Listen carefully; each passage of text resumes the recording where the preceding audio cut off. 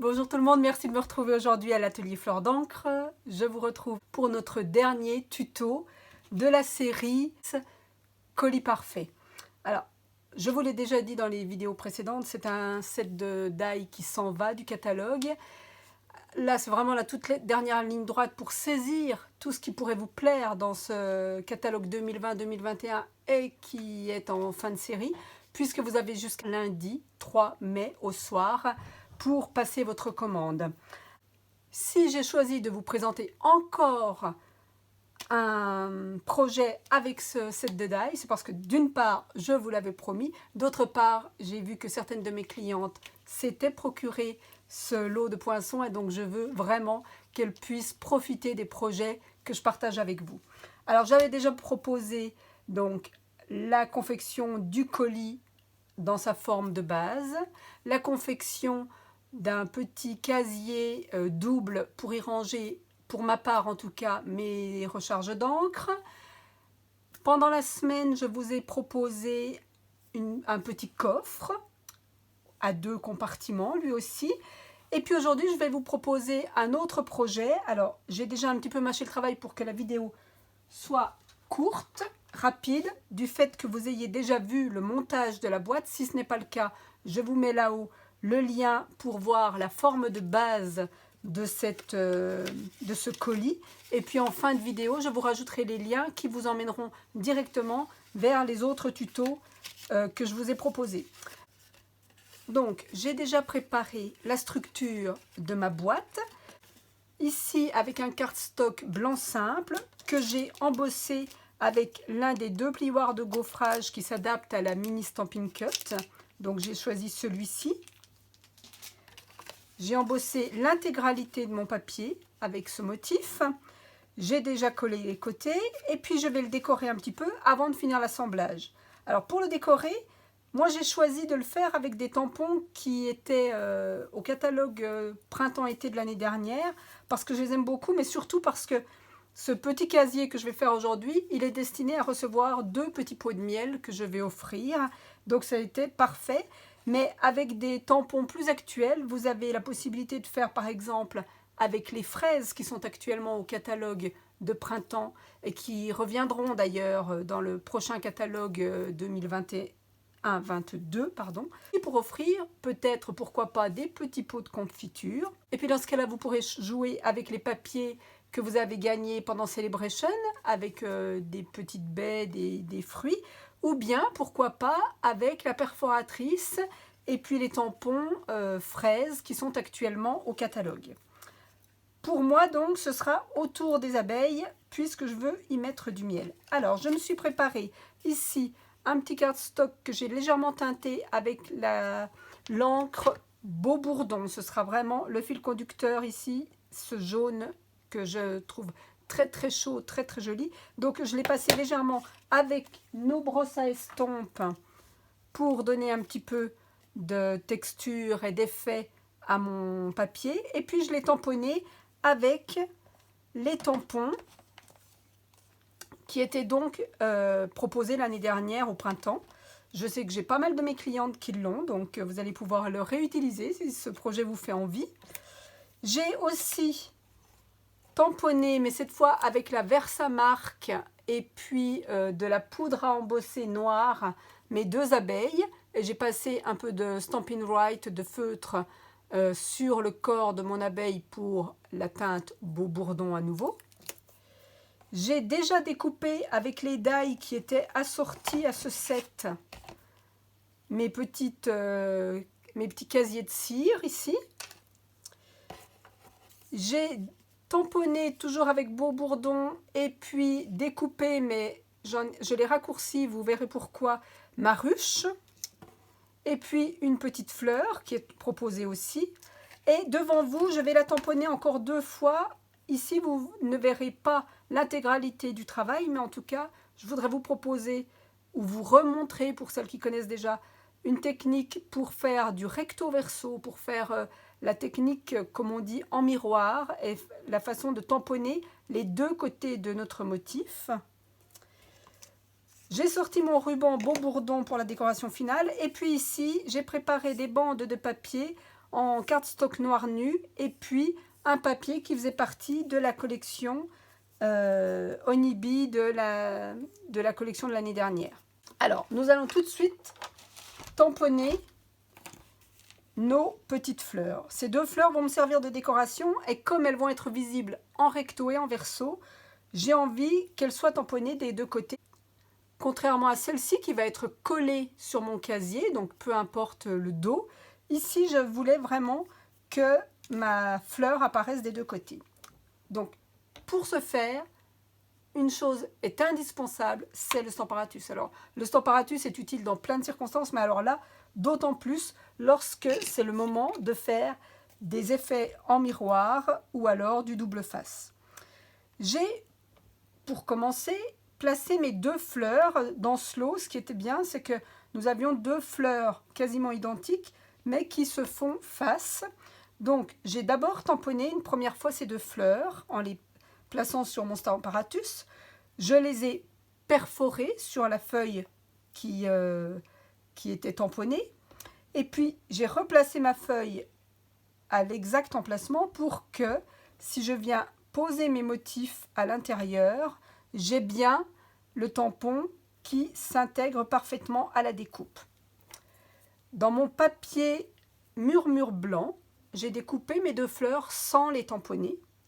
Et puis je viendrai les placer ici, dans l'empreinte, pour tamponner l'avant. Mais puisque je veux aussi tamponner l'arrière, eh bien j'ai placé ici un petit tapis en silicone. Alors, ici c'est un tapis que j'ai depuis très longtemps, mais vous trouvez sur le catalogue de Stampin' Up des tapis parfaitement adaptés à cette technique. Et la technique, le secret du tamponnage en effet miroir, c'est de venir tamponner ici sur notre tapis de silicone.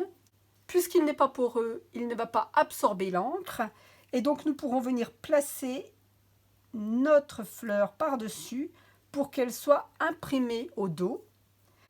Et puis une fois que j'aurai déposé mes 2 fleurs sur les traces de tamponnage, je réancrerai mes 2 tampons et je viendrai tamponner à nouveau mes 2 fleurs pour avoir aussi bien sûr la décoration à l'avant de mon papier.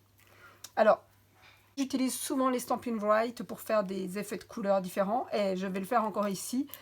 J'ai utilisé le riche raisin et puis ici le melon mambo. Alors je passe rapidement avec la pointe pinceau de mon rose la fleur et puis toujours avec la pointe pinceau le feuillage et les tiges. Il vaut mieux utiliser la pointe pinceau en la tenant presque à l'horizontale.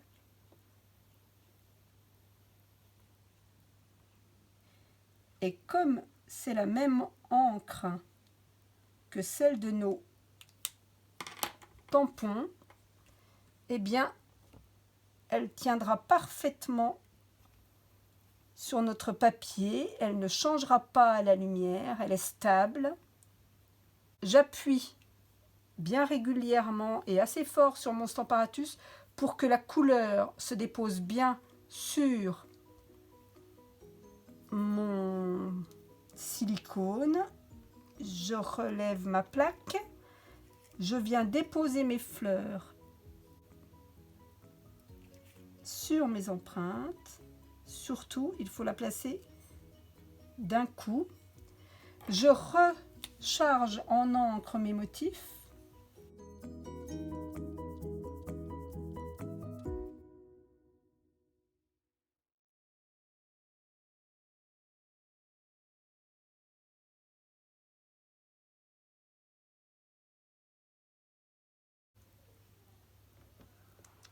Alors on voit que la face avant est parfaite.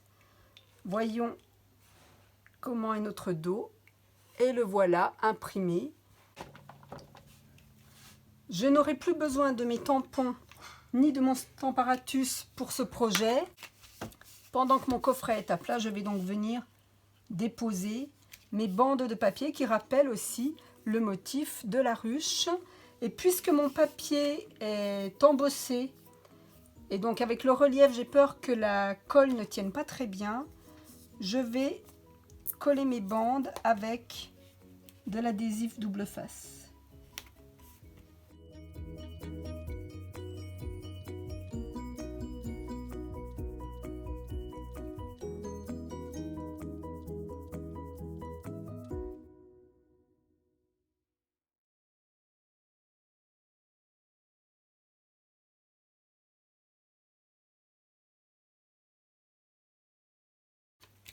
Aujourd'hui, le projet de casier que je vous propose, vous allez le voir, vous avez la possibilité à nouveau de le décliner de 3 façons différentes. Les 2 autres façons que je vais vous montrer, elles sont déjà réalisées parce que très facile une fois qu'on a compris le fonctionnement. Mais je vais en profiter pour vous montrer justement ce qu'il est possible de faire. Alors, pour être sûr de bien être dans la continuité pour mes bandes, je vais continuer de tourner ma boîte.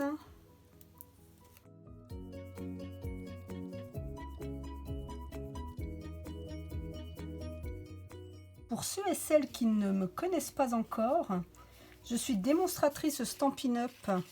Je suis basée dans le Jura, mais bien sûr grâce à nos boutiques en ligne, je réponds aux commandes de toute la France.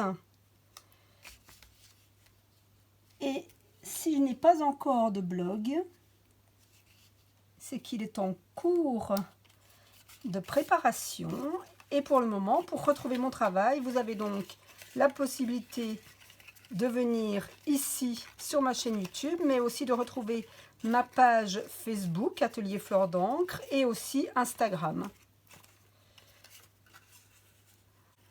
Maintenant que j'ai collé mes bandes, je vais vous montrer la façon dont je veux finir cette petite caisse. Là-haut, c'est ce qui sert normalement à faire le système de fermeture un petit peu particulier et très pratique du paquet parfait.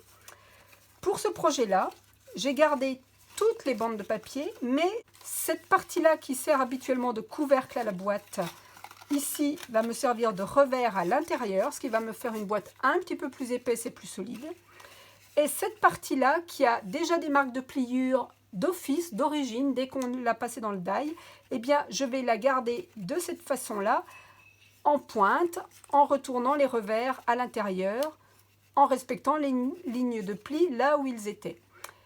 Et en plus, ici, dans cette pointe, eh bien, je vais venir marquer une perforation, alors pas très grosse, c'est parce que je vais y passer une barre de cette façon. Et ici, pour ma barre, qui est déjà toute prête, toute décorée, j'ai utilisé un pic à brochette en bois, que j'ai raccourci bien entendu. Je l'ai entouré d'une bande de papier d'environ 1,5 cm du cardstock Murmure blanc que j'avais assoupli auparavant avec mon plioir en os. Je l'ai bien serré en le collant autour de ma baguette. Et puis pour lui donner un peu de texture et de couleur, une fois que mon papier a été collé autour de mon pic à brochette, eh bien je suis allée tourner délicatement et vraiment en surface ma petite baguette sur mon tampon encreur. Et de cette façon, mon papier qui a quand même un petit peu de relief, du fait d'avoir été entortillé comme ça autour de mon pic à brochette, eh bien ça a donné vraiment un effet de couleur et de texture. Et puis j'ai repassé un fil doré tout autour pour rappeler toutes les dorures, toute la brillance de nos ruches. Vous pouvez aussi très bien le faire, ce petit bâtonnet, avec une paille, par exemple, une paille en carton. Mon pic à brochette s'adapte parfaitement à la perforation 3/16 de ma crocodile. Donc je vais venir perforer ma pointe de cette façon. Et puis pareil, bien sûr, de l'autre côté. Je n'ai pas pris de mesure pour situer mes 2 perforations, mais j'ai glissé mon papier de façon à ce que la pointe atteigne le bord de ma crocodile, ce qui m'a fait mon point de repère. Je vais pouvoir coller mes 2 pointes.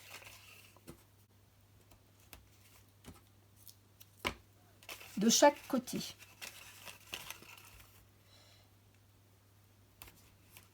Alors vous verrez dans mes projets, dans ce que je propose, j'aime énormément la carterie, donc je fais beaucoup de cartes.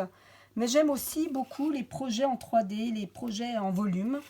Ça vient certainement du fait que, avant de connaître le scrap, avant de craquer sur les projets avec Stampin' Up d'ailleurs, eh bien je faisais beaucoup de modelage.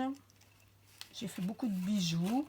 Et puis j'ai fait aussi beaucoup de porcelaine froide, pour celles qui connaissent. Et donc je faisais beaucoup d'objets, de choses en volume. Et donc je crois que j'ai gardé cette envie de décoration et de projets en 3D.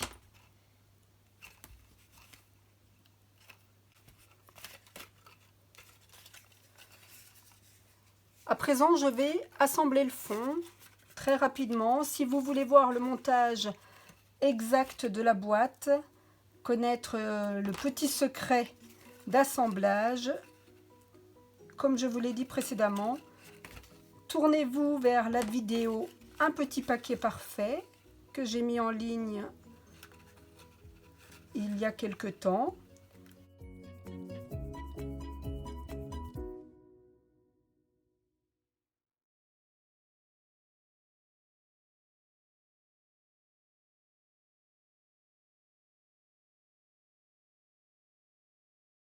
Si cette boîte vous plaît, si vous aimez les projets qu'il est possible de faire avec, je vous invite à visiter ma boutique en ligne et vérifier s'il est encore temps de l'obtenir, puisque c'était jusqu'à rupture des stocks. Je vais coucher mes revers ici à l'intérieur et consolider ainsi ma boîte.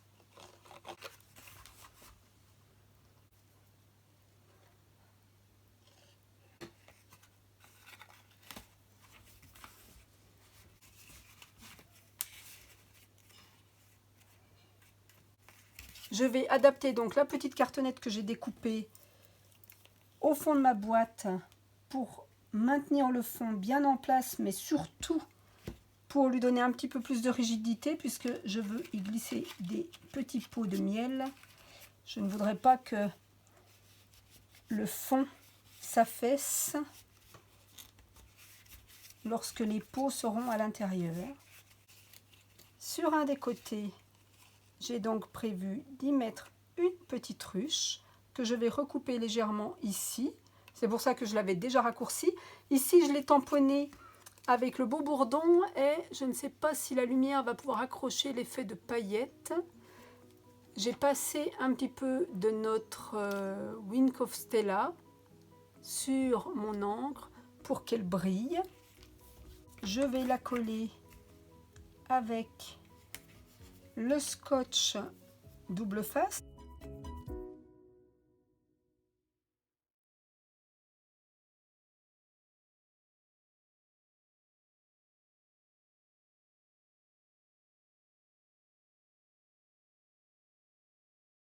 Sur cette ruche, je vais coller la première fleur que j'avais tamponnée, donc celle qui n'est imprimée que d'un côté. Je vais venir la positionner ici.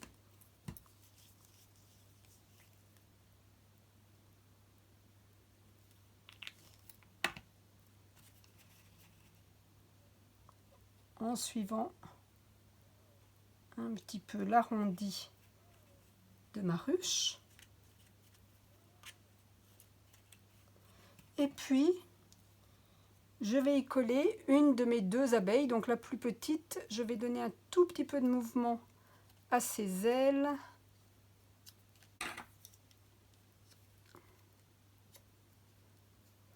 Et je vais venir la coller ici avec une petite mousse 3D.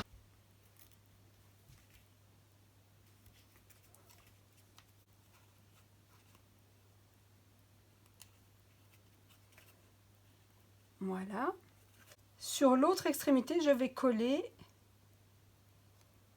mes petites alvéoles que j'ai découpées aussi avec beau bourdon et que je n'ai pas complètement évidé. J'ai laissé quelques alvéoles encore pleines.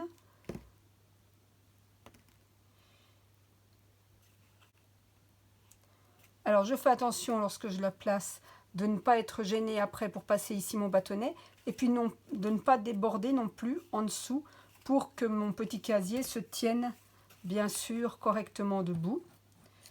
Et de ce côté, je vais coller la plus grosse de mes deux abeilles embossées. Et ici à nouveau, alors j'ai l'embossage bien sûr qui donne le relief noir, j'ai ma teinte jaune beau bourdon et puis j'ai sur le corps à nouveau passé quelques paillettes avec le stylo Wink of Stella que j'utilise très souvent d'ailleurs parce que il donne un très joli effet. Alors ici je vais mettre 2 mousses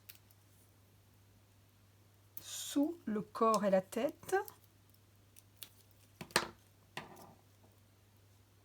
J'articule les ailes et je vais la placer comme ça.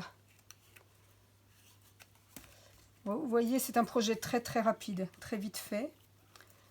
À présent, je vais passer mon petit bâtonnet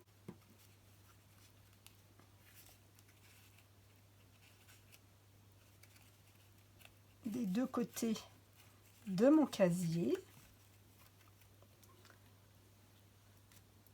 Vous voyez, c'est un effet vraiment sympa avec cette petite barre de maintien. Juste pour la finition, je vais rajouter mes 2 fleurs que j'ai donc tamponnées en recto verso aux 2 extrémités. Alors de ce côté, j'ai déjà une fleur ici, donc celle-ci, je vais la placer en sens inverse.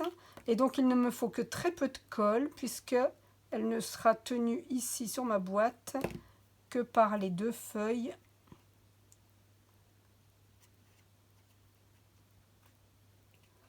Voilà pourquoi je voulais qu'il y ait aussi un effet de couleur de l'autre côté. Et l'autre ici que je vais venir placer comme ceci. Sur celle-ci, j'ai plus de longueur de tige à coller.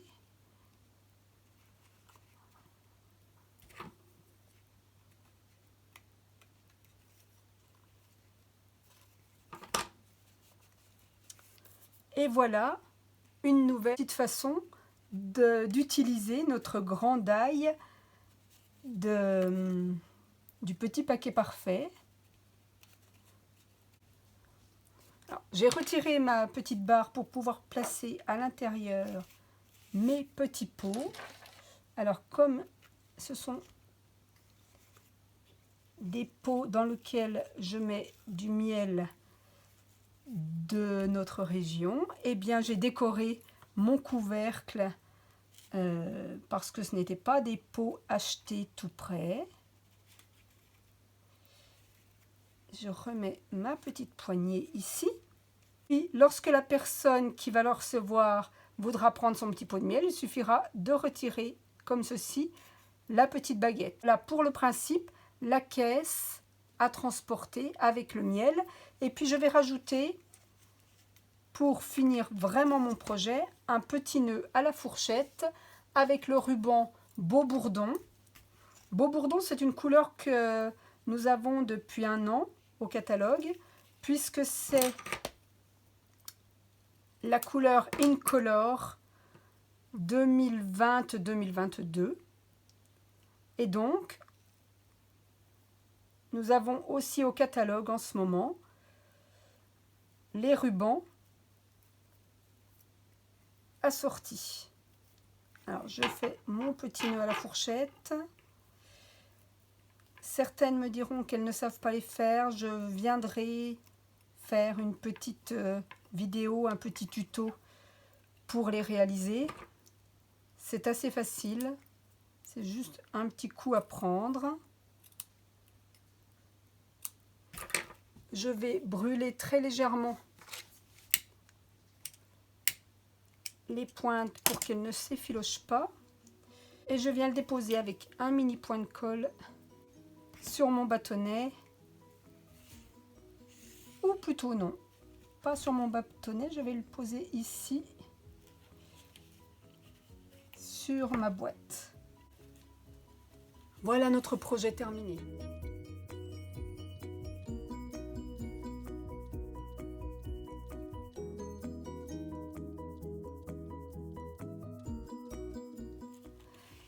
Je vous ai parlé d'autres projets très ressemblant, très proche, et donc je ne vais pas vous faire les tutos parce que c'est vraiment le même montage, mais dans un esprit un petit peu différent grâce aux couleurs et puis à la façon de les présenter. Ici, un projet que j'avais travaillé pendant l'hiver pour y faire une petite caissette dans laquelle je présentais des bougies.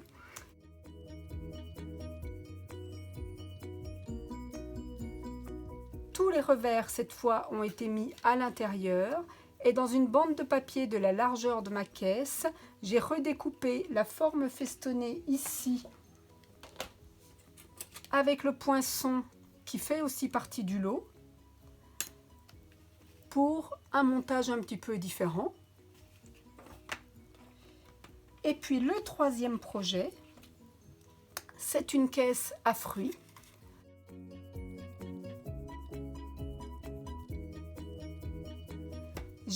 J'ai rabattu absolument tous mes revers à l'intérieur de la même façon, mais cette fois je n'ai pas rajouté de pièces supplémentaires.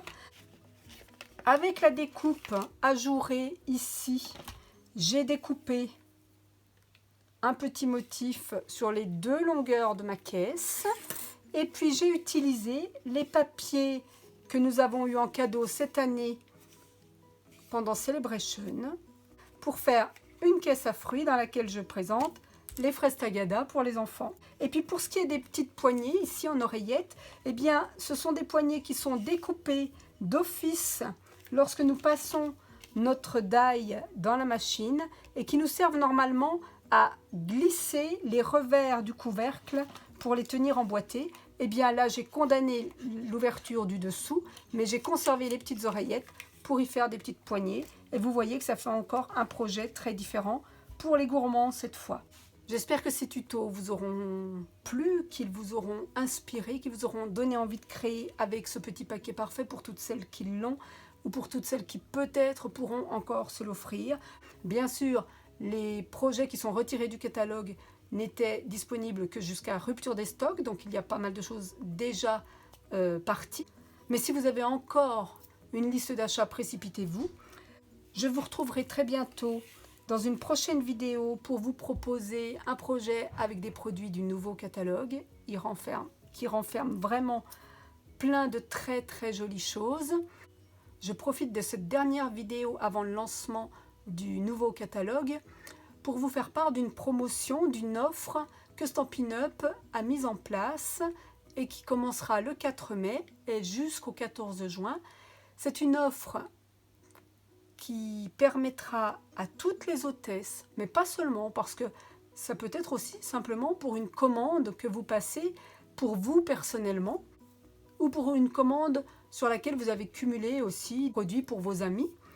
En tout cas, lorsque vous accueillez une réunion, lorsque vous êtes hôtesse ou lorsque vous passez une commande en ligne de plus de 200 €, et vous avez droit à une prime créative. Cette prime créative, elle se monte à partir de 200 € à 10% de la valeur totale de la commande. Ce qui veut dire que si, à partir du 4 mai jusqu'au 14 juin, vous accueillez une réunion et vous cumulez des commandes, ou si vous passez une commande en ligne pour vous-même qui dépasse les 200 €, eh bien vous gagnerez d'abord la prime créative, donc de l'équivalent de 10%, qui va vous permettre aussitôt de vous offrir des produits, mais en plus, si vous atteignez les 275 €, eh bien là, pendant un mois et demi, Stampin' Up vous offrira systématiquement une prime supplémentaire de 27 €. Ce qui veut dire que si vous avez commandé pour 275 €, vous aurez 27,50 € qui correspondent déjà à votre prime créative ordinaire et vous cumulerez avec 27 € qui sont rajoutés de la part de Stampin' Up. Donc c'est vraiment l'occasion d'organiser des ateliers, bien sûr toujours en respectant les gestes barrières et puis en prenant les précautions sanitaires d'usage. Mais il est possible de se retrouver en tout petit comité. Et puis si vous cumulez des commandes parmi votre entourage ou si vous-même vous passez une commande au-delà de 275 €, eh bien ces primes viendront forcément s'ajouter à votre commande lorsque vous allez la valider sur ma boutique en ligne. Donc n'hésitez pas, je vous reparlerai la semaine prochaine d'une offre aussi pour toutes celles qui veulent rejoindre Stampin' Up, qui veulent comme moi tenter l'aventure de démonstratrice. Je vous reparlerai des avantages et puis un petit peu quand même des contreparties, des obligations que nous avons. Mais vous allez aussi avoir la possibilité d'entrer chez Stampin' Up avec une promotion supplémentaire à nouveau jusqu'au 14 juin. On en reparle très bientôt. Mais on reparle de tout cela dans une prochaine vidéo. Si vous voulez organiser un atelier, n'hésitez pas à me contacter. En attendant, prenez plaisir à scraper, faites des cartes, créez, partagez. Et nous, on se retrouve bientôt. Merci.